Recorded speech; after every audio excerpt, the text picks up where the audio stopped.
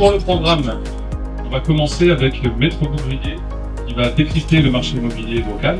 Après, on passera côté financement avec Patrick Coelho, société Mini Tour Loiret, qui nous parlera des crédits immobiliers et d'actualité. Et puis on finira avec le clou du spectacle, avec l'homme que l'on ne présente plus, mais je vais vous le présenter quand même, Sébastien Tedesco, auteur, conférencier à succès, coach immobilier, qui nous parlera de la crise et de la manière de performer dans les mois qui viennent. Je vous souhaite une très belle soirée et on accueille tout de suite Maître Bouvrier.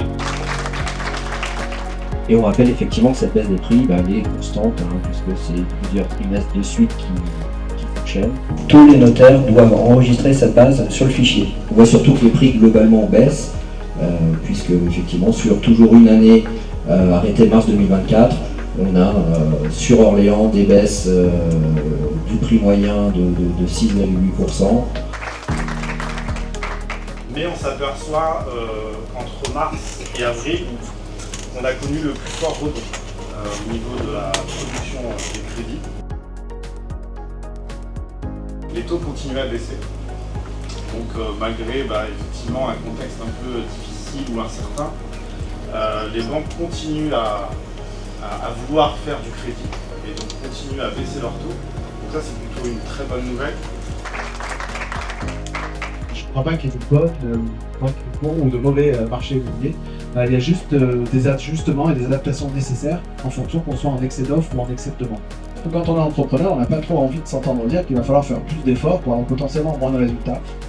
Mais pour autant, ce qu'on sait, c'est que derrière chaque challenge se cache un cadeau. Si je maintiens mon niveau d'activité dans un marché qui se replie, alors c'est une opportunité formidable de gagner des parts de marché sur le marché en question. Il n'y a rien de plus compliqué que de faire ça.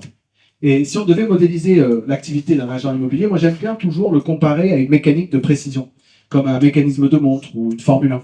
Et de se dire que c'est plein de petits rouages, et les rouages, vous les avez là.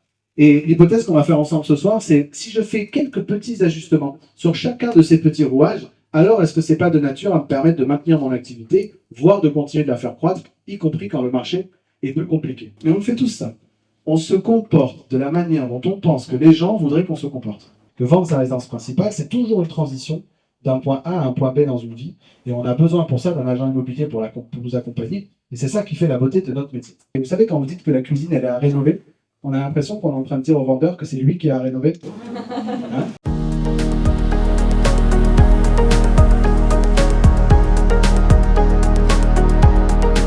Et surtout, chaque jour, chaque semaine, et plus encore en période de crise, souvenez-vous toujours que l'immobilier est plus près du cœur que de la tête. Merci beaucoup.